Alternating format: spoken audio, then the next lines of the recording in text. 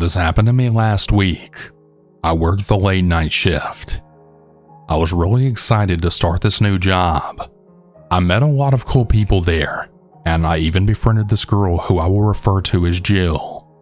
Jill was a really nice and caring girl. She and I became really good friends very quickly. I started to hang out with her more at work, and even eventually outside of work. She would walk me to my bus stop and even offer to take me home. She would invite me to her apartment, we would go shopping together, and just overall hang out at coffee shops as well as the mall where we worked at. Things were pretty good, until one day, I noticed a lot of strange things that were happening at work, and even when I was at home, but that will be another story. This happened to me when I was at work, and I was talking to a coworker about what we were planning to do this weekend, and I had a strange feeling that I was being watched. I looked up, and I saw Jill staring at me. I didn't think anything of it at the time. I was thinking that maybe she was just admiring how I looked. However, I was noticing that whenever I was talking to someone, like another coworker or to a boss, Jill would give me a stare like a cold death stare. It felt like she didn't want me to talk to them. She would constantly follow me wherever I would go, and even when I would go to the restroom, she would still be there just staring at me. I was getting very creeped out, but still, I didn't think anything of it. Until finally one day, I happened to be running late for my shift, and I saw Jill's locker, and it was slightly open like she didn't close it all the way. So when I went to close it, something fell out of her locker. It was the most disturbing thing I had ever encountered, and it had really chilled me to the bones. Inside of her locker was a piece of paper with everyone I was talking to, as well as everyone I associated with. It had all of their names and where they lived, and the places where they worked. And then on the other side of the paper, there were specific times and dates next to their names. I didn't waste any time, and I ran to my boss and handed him this paper.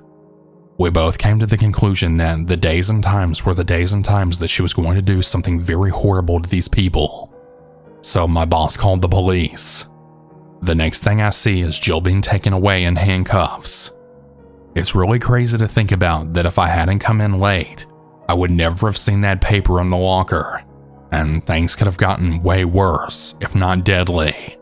I really hope Jill gets the help that she needs.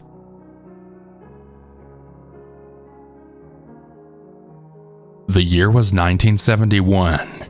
I was working at a custard stand at an amusement park named Palisades Amusement Park in New Jersey, and I was 14. I was just coming out from working, and I decided to go on a few rides before heading home. Now, because of my age, I normally worked in the afternoon until 6 p.m., but not this night, as the stand was short of workers, so I was asked to come in. At 10 o'clock, my shift was finally over, so time for some fun. I made my way to the Wild Mouse ride, and I noticed a teen standing outside of the ride, but I didn't really think anything of it. After the ride ended, I left the park, and I started to walk the less than 10 blocks home. At this time, my town was very safe, and I was never really worried about walking home alone, but this night would be very different. Walking along the tree-lined street, I heard what sounded like footsteps. I turned around, but I didn't see anyone, so I continued to walk. But I kept hearing the footsteps coming up behind me, but still not that close. Not yet anyways. However, this time I turned just in time to see the same teen from the park now following me. So I picked up my pace, but so did he. I then started to run with all I was worth, and then finally, I was a block away from home, but he was still right there, and he was gaining on me. Once I was in the eyeshot of our apartment, I started to scream at the top of my lungs. "Dad, help me!" Now here's the thing. I came from a one-parent household, which was my mom. There was no actual father involved, but I was willing to try anything to get this guy off my back. I then turned back one last time to then see him turn and run in the other direction, but I noticed in his hand that there was something shiny.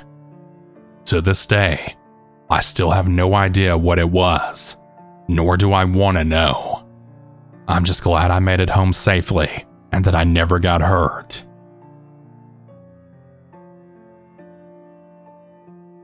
My name is Hodie, and I'm going to tell you a true story of what happened when I was younger. This happened to me and my brother, as well as my 3 cousins. It was a cold November night back in Brooklyn in 1998.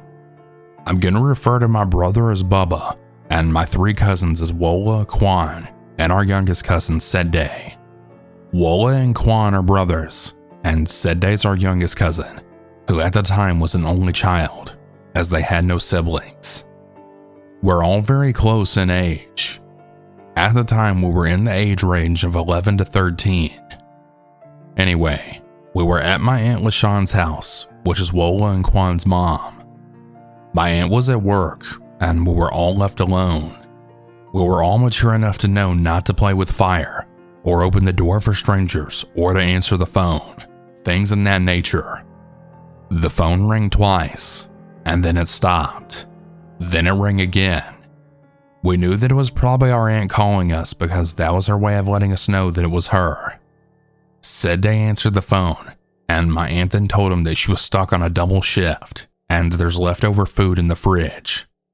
She also said the same thing, as I explained earlier, like don't play with the fire or open the doors, but she really specified about not opening the door because the Crip gang was going around knocking on people's doors.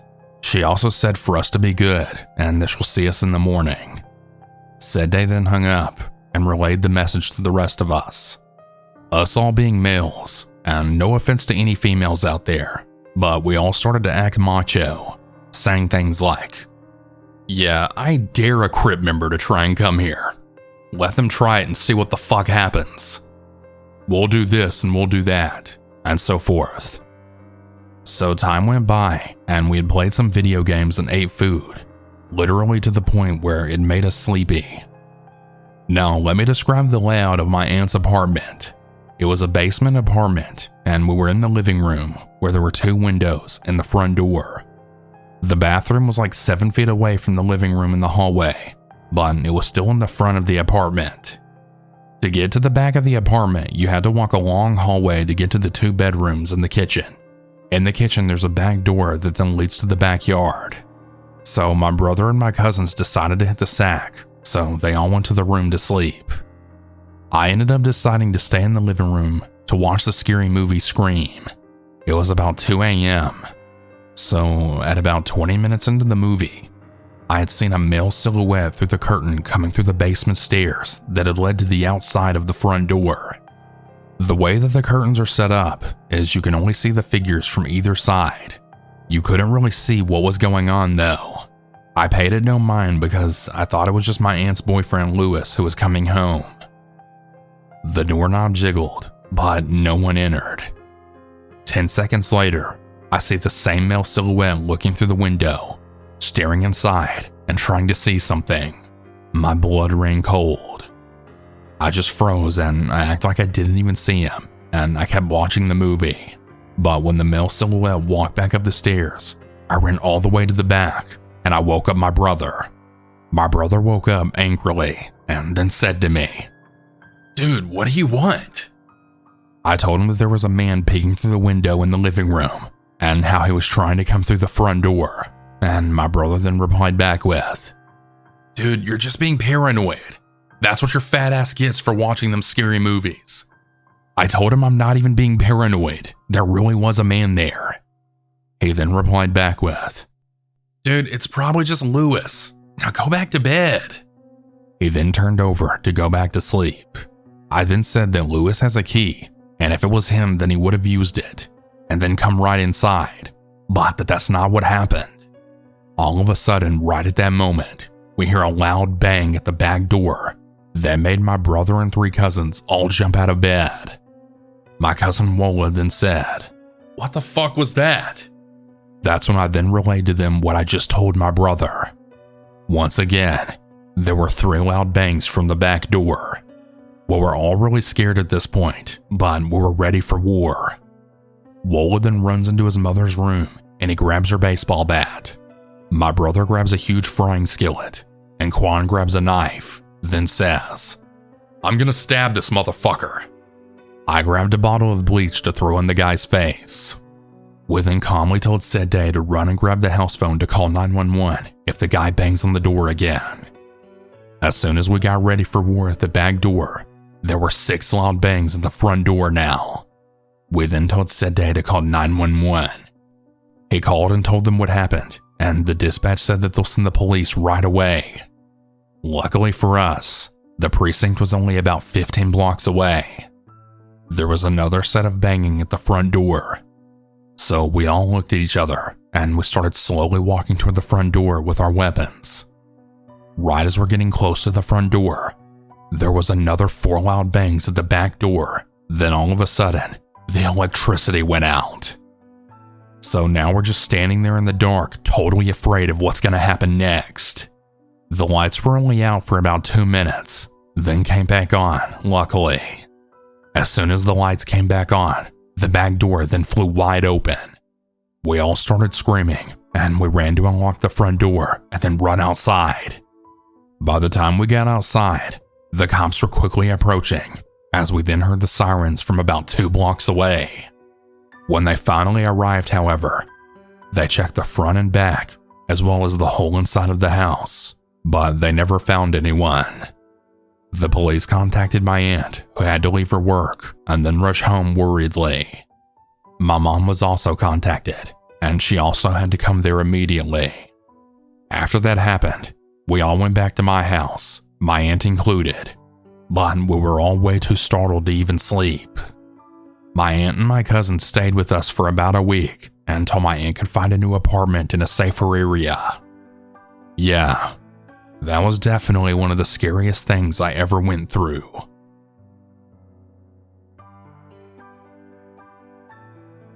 It was a dark and stormy night. The wind had made that howling sound, and we had a tree branch tapping against the window upstairs. I was asleep in the bedroom on the first floor of the house, and my parents were asleep on the second floor. As I was drifting on and off into unconsciousness, I had heard what sounded like a car engine. The car was running very loudly, and it sounded like one of those diesel engines because of how loud it was. I then heard one of the doors then slam shut. I decided to open my eyes. Right away, I saw lights that were very obviously from a car about 50 feet from my room. I also heard talking, a man and a woman. The woman was frantic and crying. The man was very upset, and I could hear him yelling, "Is this the house? I will burn this house to the ground." The wife was crying as the man then stopped right by the front door. I froze in horror as I watched. Suddenly, I heard his wife run up to the door, then say, "No, this is the wrong house. It's 1133, and this is 1113. I heard the husband swear as the two then marched back into their car and drove off. I waited several minutes before then getting up and walking back to my bed. I had assumed that it was all just one big mistake, and I fell back to sleep. That's what I thought anyways. Well, I ended up hearing sirens a few hours later when I woke up the next morning to my parents having a deep conversation in the kitchen. My dad was talking to my mom, saying he heard noises and voices coming from the front door last night. My mom took a sip of her coffee when I then walked in, and they stopped talking. I decided to stay silent about what I had heard. Well, later that day, I turned on the news, and what I heard almost made my heart drop. A man had attempted to break into a house late at night to then hurt the owner after an alleged affair his wife had with the owner. The man, however, ended up being arrested, and he had been found with several different knives and guns in his car, alongside rope and gasoline as well. I shudder to think what this man would have done to us if the wife hadn't intervened like she did. The worst part was the news said it was the house 1133. All of this confirmed that what had happened was 100% real, and that it wasn't just a dream like I thought it was.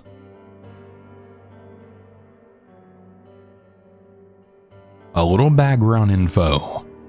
I'm a 16-year-old girl, but I've been told a lot that I look 2 to 3 years older.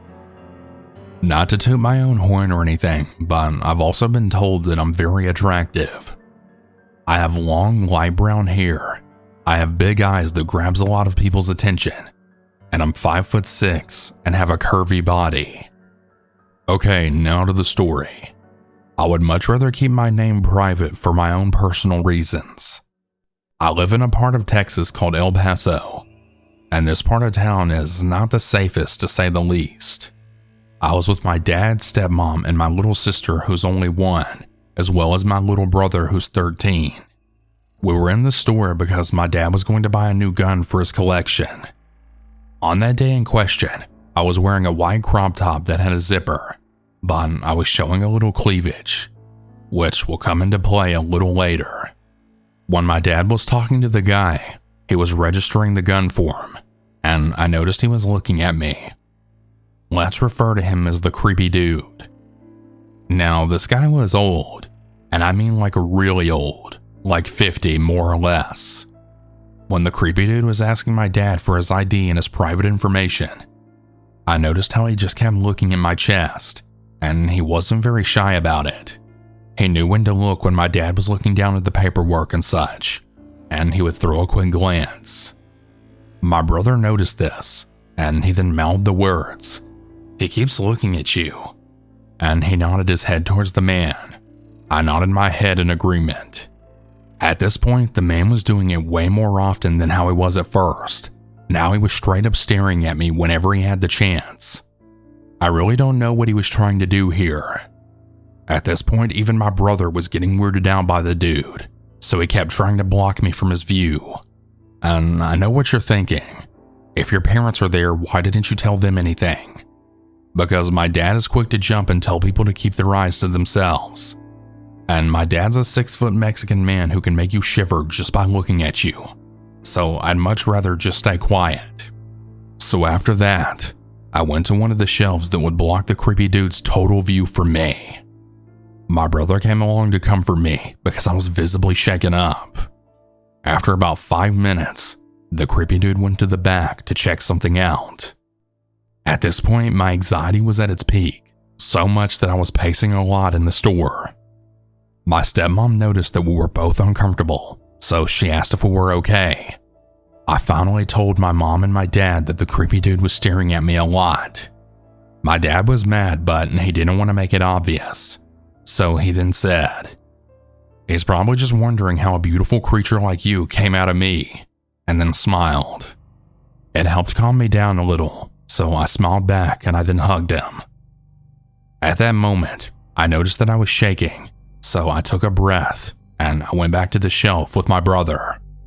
When my dad finished his business with the creepy dude, my brother said he needed to go to the restroom, so him and my dad then went, meaning my stepmom, my little sister, and I stayed outside of the restrooms.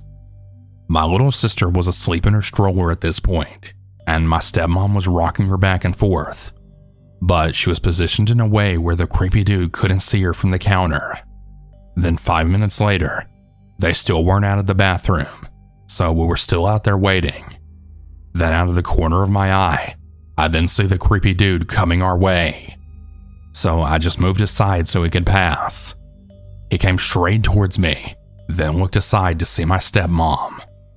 The creepy dude kind of looked shocked in a way, but he still kept moving.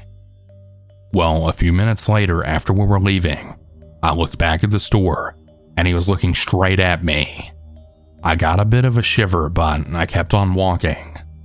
I tried to rationalize that he just wanted to go to the restroom, but why did he look startled when he saw my stepmom?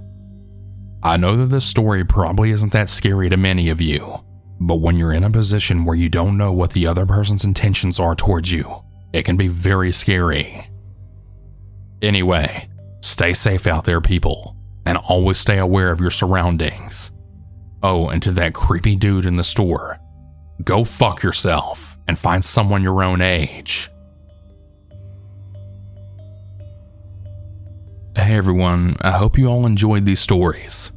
If you ever want to submit your own, you can do so at southerncannibal.com. Have a good night, everyone. And remember to always stay